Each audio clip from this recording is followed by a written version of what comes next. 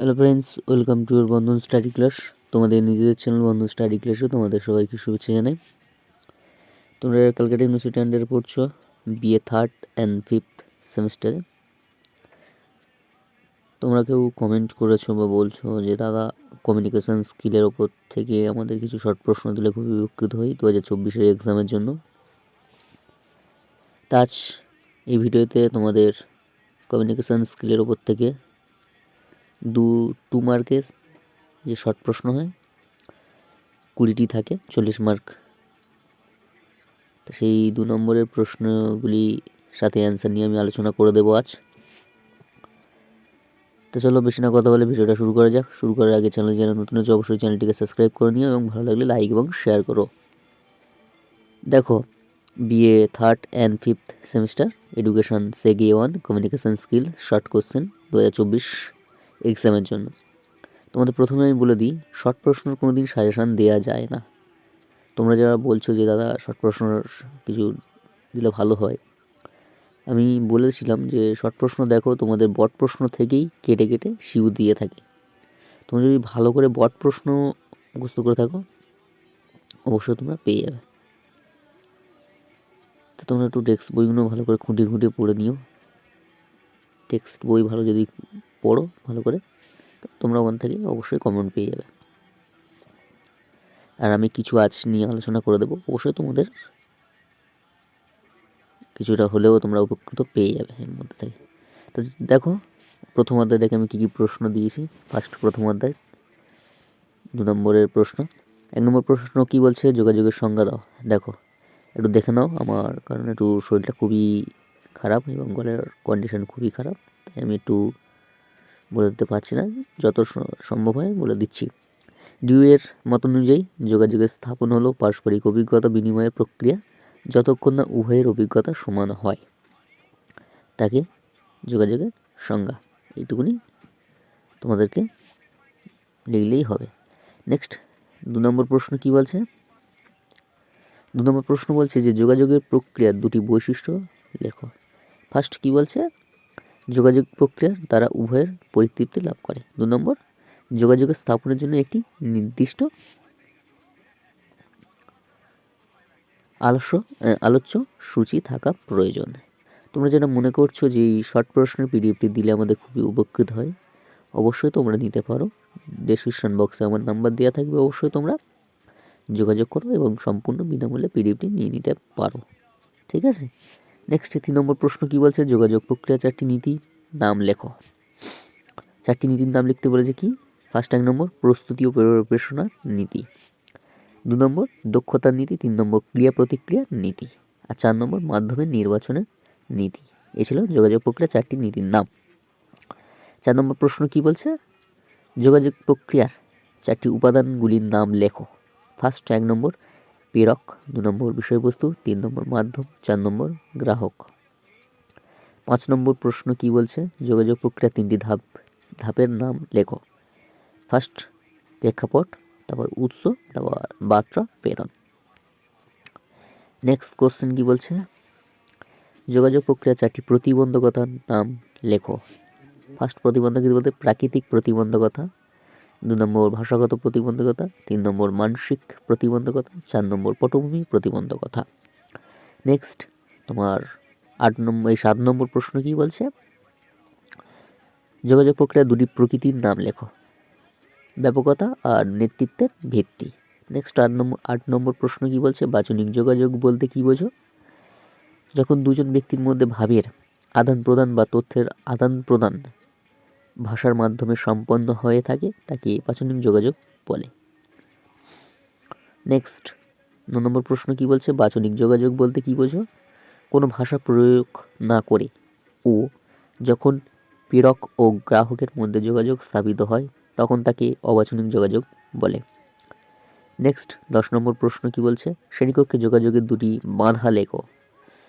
তাহলে 1 নম্বর বাধা কি বলছে, একই বিষয় নিয়ে বারবার বলা হলে একঘেয়ে লাগে, তখন দেখা যায় শ্রোতার মনোযোগ কমে যায়। 2 নম্বর কি বলছে, শ্রেণীকক্ষে যোগাযোগের নানাকরণের অর্থাৎ মানসিক, ব্যবহারিক শিখন উপকরণ ও ভাষাজনিত সমস্যার কারণে ব্যবহৃত হতে পারে।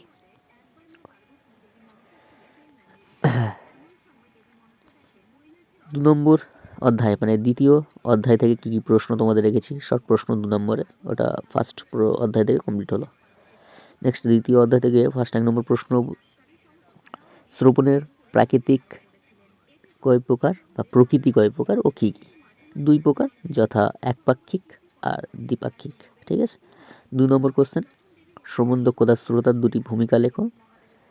কি বলছে? শ্রোতার 2টি ভূমিকা হলো প্রেরিত বার্তাটির অর্থ উপলব্ধি, আর 2 নম্বর আগ্রহ ও মনোযোগের সহকারে বক্তব্যটি শুনতে হয়। নেক্সট 3 নম্বর প্রশ্ন কি বলছে? শ্রবণ দক্ষতা 2টি প্রয়োজনীয়তা লেখো। 1 নম্বর কি বলছে? কোথায় কোন ধরনের কৌশল ব্যবহার জরুরি তা বুঝতে পারা। আর 2 নম্বর বলছে শ্রবণ দক্ষতার সঙ্গে মনোযোগ ও সক্রিয়তার সম্পর্ক বুঝতে পারা। নেক্সট 4 নম্বর প্রশ্ন কি বলছে? শ্রবণ দক্ষতা 2টি নীতি লেখো। সহানুভূতি আর কথা বলা বন্ধ। নেক্সট 5 নম্বর প্রশ্ন কি বলছে? শ্রবণের 3টি বাধার নাম লেখো। শারীরিক বাধা, অনুযুক্ত বাধা আর জনগণ দ্বারা তৈরি বাধা। 6 নম্বর প্রশ্ন কি বলছে? শ্রবণ দক্ষতা শ্রোতার 2টি প্রকারভেদ আলোচনা করো বা নাম লেখো। ঠিক আছে, দেখো উত্তরটা দেখে নাও। মনোযোগবিহীন শ্রোতা আর বাধ্যতামূলক শ্রোতা। নেক্সট 7 নম্বর প্রশ্ন কি বলছে? শোনার ক্ষেত্রের প্রধান সমস্যাগুলির 2টি নাম লিখতে বলেছে।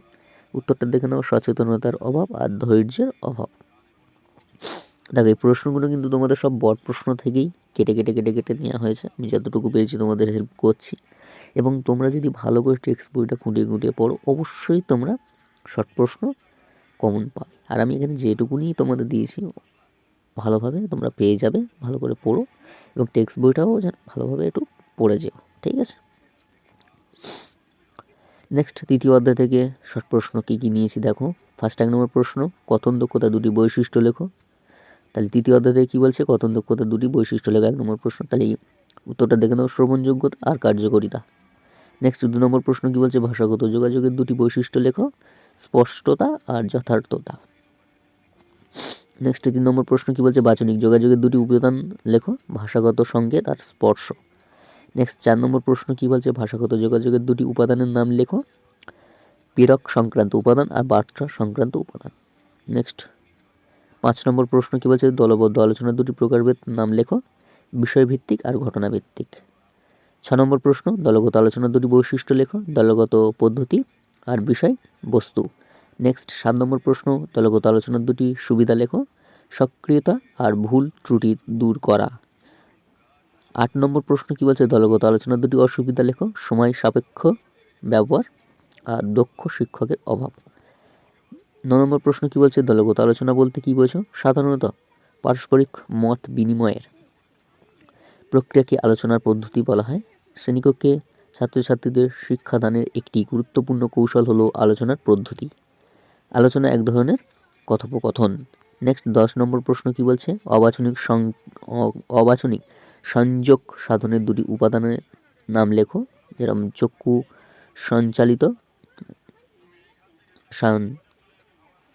সঞ্চালন, তাই চক্ষু সঞ্চালন আর ভাষাগত সংকেত। নেক্সট তোমাদের 4র্থ অধ্যায় থেকে কী কী প্রশ্ন আমি শর্ট প্রশ্ন দিয়েছি দেখে নাও। 4র্থ অধ্যায় থেকে ফার্স্ট 1 নম্বর প্রশ্ন, পঠনের সংজ্ঞা দাও। মাইকেল ওয়েস্টন বলেছেন পঠন হলো ধ্বনি ও দৃশ্যের সঙ্গে অর্থ উপলব্ধির এক মিলিত প্রক্রিয়া। 2 নম্বর প্রশ্ন দেখে নাও। পঠনের 2টি বৈশিষ্ট্য লেখো। উদ্দেশ্যমূলক আর নির্বাচনমূলক। 3 নম্বর প্রশ্ন, পঠনের 2টি পর্যায়ের নাম লেখো। আক্ষরিক পাঠ আর ব্যাখ্যামূলক পাঠ। তোমরা অবশ্যই যদি পিডিএফটি নিতে ইচ্ছুক হও, তোমরা ডেসক্রিপশন বক্সে নাম্বার দেওয়া থাকবে আমার, তোমরা কন্ট্যাক্ট করতে পারো এবং সম্পূর্ণ বিনামূল্যে পিডিএফটি নিয়ে নিতে পারো। নেক্সট প্রশ্ন কি বলছে? 4 নম্বর, সরব পাঠ কাকে বলে? রব বা ধ্বনি সংযোগ পাঠকেই সরব পাঠ বলা হয়। 5 নম্বর প্রশ্ন কি বলছে? নীরব পাঠ কাকে বলে? যে পাঠে কোনো রব বা ধ্বনি উৎপাদিত হয় না তাকে নীরব পাঠ বলে। নেক্সট 4 নম্বর প্রশ্ন কি বলছে, সরব পাঠের দুটি উপযোগিতার নাম লেখো। সরব পাঠ শিশুদের প্রাণবন্ত করে তোলে। আর 2 নম্বর, এটি শিশুর প্রকৃতির সঙ্গে যথেষ্ট সামঞ্জস্যপূর্ণ। নেক্সট 7 নম্বর প্রশ্ন কি বলছে, নীরব পাঠের উপযোগিতা দুটি নাম লেখো। যেরকম আকার শক্তি ক্ষয় রোধ করে। 2 নম্বর, মনোযোগ বা একাগ্রতা প্রয়োজন। 8 নম্বর প্রশ্ন কি বলছে, সুসংগত পাঠের দুটি সুবিধা লেখো।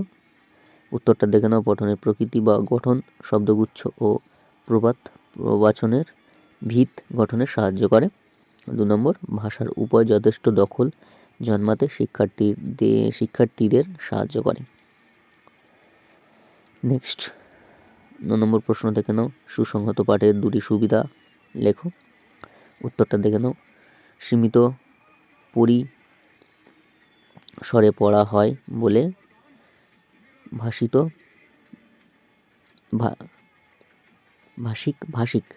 তাহলে কি বলছে, সীমিত পরিসরে পড়া হয় বলে ভাষিক বৈশিষ্ট্য খুব বেশি গণ্য করা হয় না। 2 নম্বর, বিষয়বস্তু সাম্যতার কারণে পঠনের খুব বেশি সুবিধা পাওয়া যায় না। তোমরা একটু দেখে নাও, কারণ আমার গলার কন্ডিশন খুবই খারাপ, আমার বলতে খুবই অসুবিধা হচ্ছে। তোমরা একটু দেখে নাও, তো আমি যতটা পাচ্ছি বলে দেওয়ার চেষ্টা করছি। যেটা না বুঝতে পারবো অবশ্যই তোমরা কমেন্ট বক্সে কমেন্ট করবে, আমি সেটি বলে দেবো। এবং পিডিএফটি নেওয়ার জন্য সম্পূর্ণ বিনামূল্যে পিডিএফটি তোমরা নিতে পারো। তার জন্য ডিসক্রিপশন বক্সে আমার নাম্বার দেওয়া থাকবে, তোমরা কন্ট্যাক্ট করো।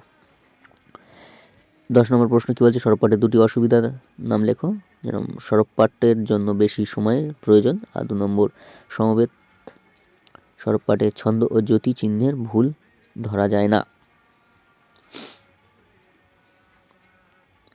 11 নম্বর প্রশ্ন কী বলছে, বিস্তৃতি পাঠের দুটি সুবিধা লেখো।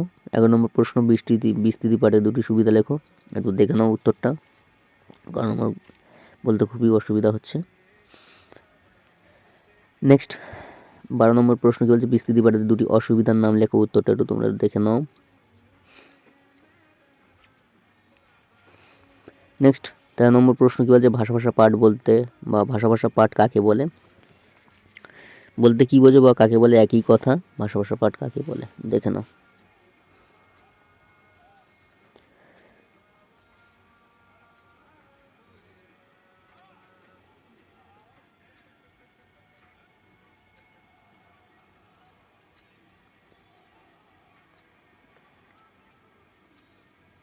নেক্সট কোয়েশ্চেন কী বলছে, পুঙ্খানুপুঙ্খ পাঠ কাকে বলে দেখে নাও একটু। নেক্সট কোয়েশ্চেন কী বলছে, 10 নম্বর, ধারণা পাঠ কাকে বলে একটু দেখে নাও। ধারণা পাঠ কাকে বলে 10 নম্বর প্রশ্ন দেখে নাও একটু। নেক্সট কোয়েশ্চেন কী বলছে, 11 নম্বর, পঠন উপলব্ধির কৌশল দুটি নাম লেখো। দেখে নাও। সক্রিয়তাভাবে মনোযোগ দিয়ে শোনা আর মানসিক চিত্র। নেক্সট 12 নম্বর প্রশ্ন কী বলছে, ভালো হস্তাক্ষরের দুটি বৈশিষ্ট্য লেখো। স্পষ্টতা আর সরলতা। নেক্সট 13 নম্বর প্রশ্ন কী বলছে, সরব পাঠের দুটি সুবিধা লেখো। উত্তরটা দেখে নাও।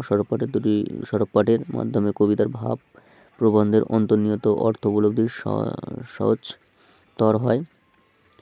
2 নম্বর, কবিতার পাঠের মাধ্যমে শিক্ষার্থীদের রস চেতনা, তারপর সঙ্গীত ধর্মিতা আর চিত্রধর্মিতা বিশেষভাবে জাগরিত হয়। নেক্সট কোশ্চেন কী বলছে, 14 নম্বর প্রশ্ন, লিখন দক্ষতা কাকে বলে। ভাব বিনিময়ের মাধ্যমে যেমন কথন, তেমনি মনের ভাব প্রকাশের অন্যতম মাধ্যম হলো লিখন। নেক্সট কোশ্চেন কী বলছে দেখো, 15 নম্বর প্রশ্ন, লিখন দক্ষতা সঙ্গে জড়িত দুটি উপাদানের নাম লিখতে বলেছে, যেমন আছে পাঠক আর শব্দ বাছাই। 16 নম্বর প্রশ্ন কী বলছে, হাতের লেখা শিক্ষাদানের দুটি উপায় লেখো। মানে হাতের লেখা শিক্ষা দানের দুটি উপায়ের নাম লেখো। যেমন মেরুদণ্ড সোজা করে লেখার অভ্যাস তৈরি করতে হবে। আর 2 নম্বর, খুব জোরে কলমের ডোকা ধরে লেখা যাবে না। তো এই ছিল তোমাদের আজ শর্ট প্রশ্ন কমিউনিকেশন স্কিল থেকে। এটা উভয় 3rd and 5th সেমিস্টারের উভয়ের জন্য। তো 3rd and 5th সেমিস্টার উভয়ের জন্য এই শর্ট প্রশ্নগুলো আলোচনা করে দিলাম তোমাদের। তোমরা খাতায় নোট ডাউন করে লেখা শুরু করে এবং প্র্যাকটিস করো, মানে পড়া শুরু করে দাও। তো তোমাদের সামনে এক্সাম, এবং পিডিএফটি নেওয়ার জন্য সম্পূর্ণ বিনামূল্যে নেওয়ার জন্য ডেসক্রিপশন বক্সে আমার নাম্বার দেওয়া থাকবে, অবশ্যই তোমরা কন্ট্যাক্ট করতে পারো এবং বিনামূল্যে পিডিএফটি নিয়ে নিতে পারো। আজ এখানে শেষ করলাম। তোমরা সবাই ভালো থেকো, সুস্থ থেকো, বন্ধন স্টাডি ক্লাসে যুক্ত থেকো। অবশ্যই যারা চ্যানেলে নতুন আছো চ্যানেলটিকে সাবস্ক্রাইব করে নিতে পারো এবং ভিডিওটি বন্ধুদের মধ্যে শেয়ার করতে পারো, এবং যেটা না বুঝতে পারবে কমেন্ট বক্সে কমেন্ট করবে, আমি সেটা বলে দেবো। তাই আজ এখানে শেষ করলাম। তোমরা সবাই ভালো থেকো, সুস্থ থেকো।